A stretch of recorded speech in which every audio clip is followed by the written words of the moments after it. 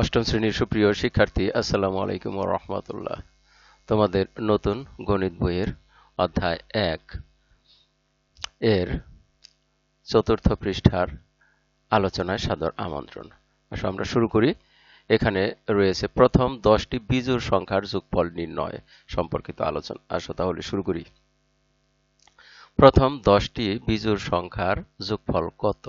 ক্যালকুলেটরের সাহায্যে সহজেই যোগফল পাই 100। 1+3+5+9+11+13+15+17+19 = 100। এখানে লক্ষ্য করো যে প্রতি ক্ষেত্রে 2 করে বৃদ্ধি পাচ্ছে। 1 থেকে 3 এর ব্যবধান হলো 2, 3 থেকে 5 এর ব্যবধান 2, 5 থেকে 7 এর ব্যবধান 2। একটা ধারাবাহিকতা এখানে রয়েছে এবং এদের যোগফল হলো 100। এভাবে প্রথম 50টি বিজোড় সংখ্যার যোগফল বের করা সহজ হবে না, বরং এ ধরনের যোগফল নির্ণয়ের জন্য কার্যকর গাণিতিক সূত্র প্রয়োগ বা সূত্র তৈরি করি। 1 থেকে 19 পর্যন্ত বিজোড় সংখ্যাগুলো লক্ষ্য করলে দেখা যায় 1+19 = 20, 3+17 = 20, 5+15 = 20 ইত্যাদি। এরকম 5 জোড়া সংখ্যা পাওয়া যায় যাদের প্রত্যেক জোড়ার যোগফল 20। সুতরাং সংখ্যাগুলোর যোগফল 5 × 20 = 100। আমরা লক্ষ্য করি 1+3 হলো 4, একটি পূর্ণবর্গ সংখ্যা। 1+3+5 হলো 9, একটি পূর্ণবর্গ সংখ্যা। 1+3+5+7 = 16, একটি পূর্ণবর্গ সংখ্যা ইত্যাদি। প্রতিবার যোগফল একটি পূর্ণবর্গ সংখ্যা পাচ্ছি। বিষয়টি জ্যামিতিক প্যাটার্ন হিসেবে সহজেই ব্যাখ্যা করা যায়।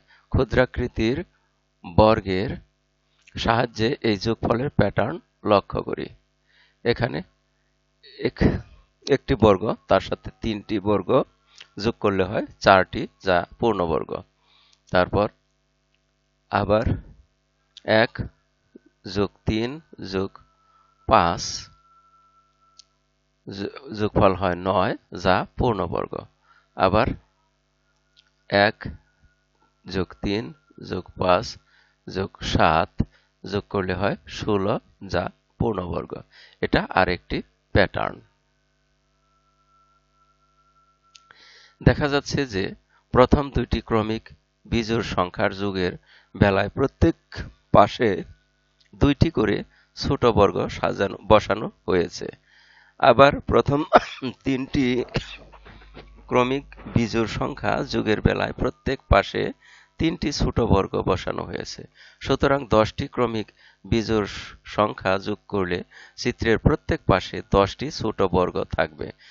অর্থাৎ 10 × 10 = 10 স্কয়ার বা 10 বর্গ বা 100টি বর্গের প্রয়োজন হবে।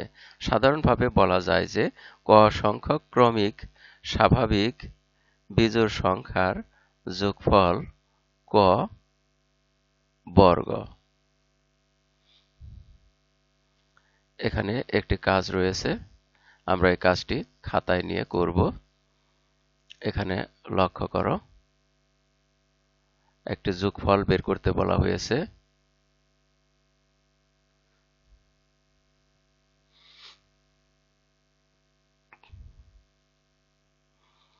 এখানে দেখো 1+4+7+10+13 এভাবে 31 পর্যন্ত রয়েছে। এখানে লক্ষ্য করো যে 1 এবং 4 এর ব্যবধান হলো 3। আবার 4 থেকে 7 এর ব্যবধানও 3। আবার 7 থেকে 10 এর ব্যবধান 3, অর্থাৎ প্রতি ক্ষেত্রে 3 করে বৃদ্ধি পাচ্ছে, যা ক্রমান্বয়ে 31 পর্যন্ত রয়েছে। এখানে পদের সংখ্যা অর্থাৎ সংখ্যা রয়েছে 1টি, 2টি, 3টি, 4টি, 5টি, 6টি, 7টি, 8টি, 9টি, 10টি, 11টি। 11টি সংখ্যা রয়েছে। আমরা এটা সমাধান করতে পারি সূত্রের সাহায্যে। আমরা সূত্র এর আগে পাঠে শিখেছি যে যোগফলের ক্ষেত্রে এই যে একটি সূত্র রয়েছে,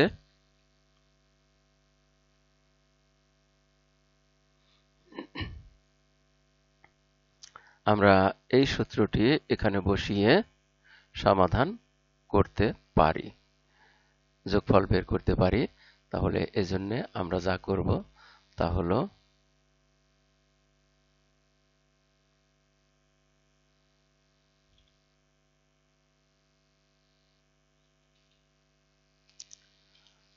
আমরা জানি লিখে এরকম সূত্রটা লিখব যে যোগফল সমান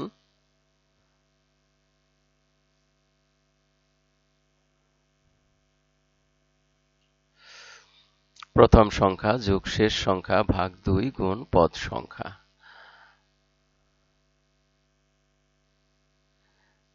আমরা লিখে নেই, এখানে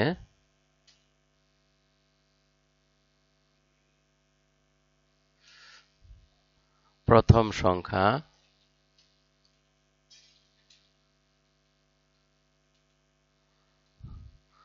সংখ্যা হলো 1, শেষ সংখ্যা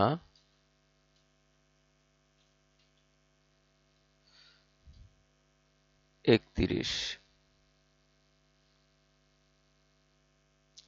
আর পদ সংখ্যা আছে 11। তাহলে আমরা খুব সহজেই যোগফলটা বের করতে পারি।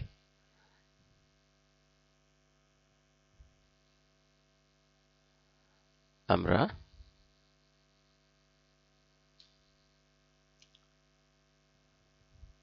অতএব যোগফল বের করব এই নিয়ম অনুযায়ী।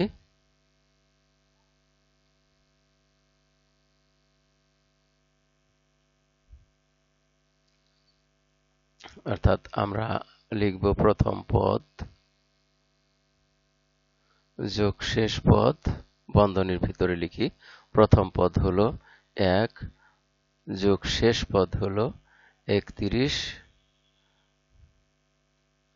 তার সাথে গুণ চিহ্ন দিয়ে লিখব 11।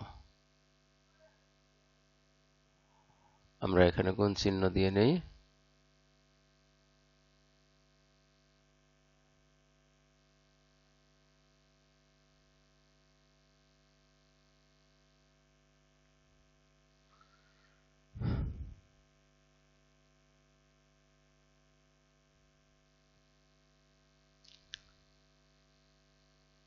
এটাকে মাঝখানে বসাই।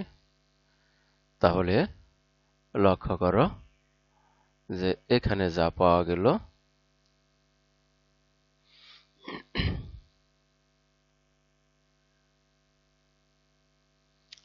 সমান চিহ্ন দিয়ে নেই। এখানে নিচে পাওয়া গেছে 2 আর উপরে হলো 31 আর 1 যোগ করলে হয় 32, আর এর সাথে আমরা গুণ চিহ্ন দিয়ে লিখব 11।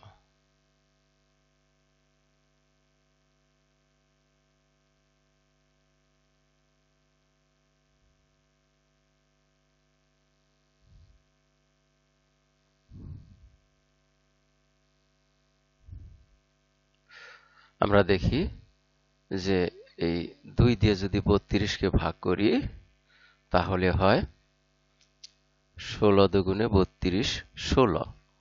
তাহলে আমরা এখানে লিখতে পারি যে 16 গুণ 11।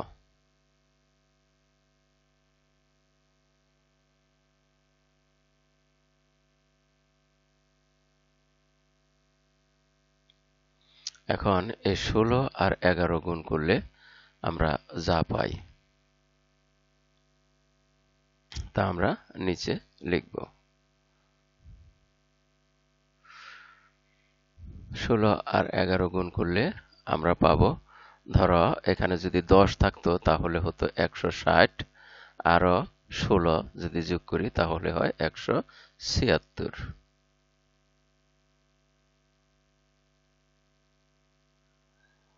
অর্থাৎ 16 আর 10 গুণ করলে হয় 160, আরো 1 গুণ অর্থাৎ এই 1 থাকলো 11, তাহলে 11 গুণ হলো, আরো 1 গুণে হয় 16, তাহলে 16 আর 160 হলো 176। আমরা যোগফল পেলাম 176। এর মধ্য দিয়ে এই পাঠের শেষ প্রান্তে এসে পড়েছি। এতক্ষণ ধৈর্য সহকারে সম্পূর্ণ ভিডিও দেখার জন্য তোমাদের সবাইকে জানাই অনেক অনেক ধন্যবাদ। সেই সাথে পরবর্তী ভিডিও দেখার আমন্ত্রণ রইল। Thank you very much for watching, and keep watching for the next video. আসসালামু আলাইকুম ওয়া রাহমাতুল্লাহ।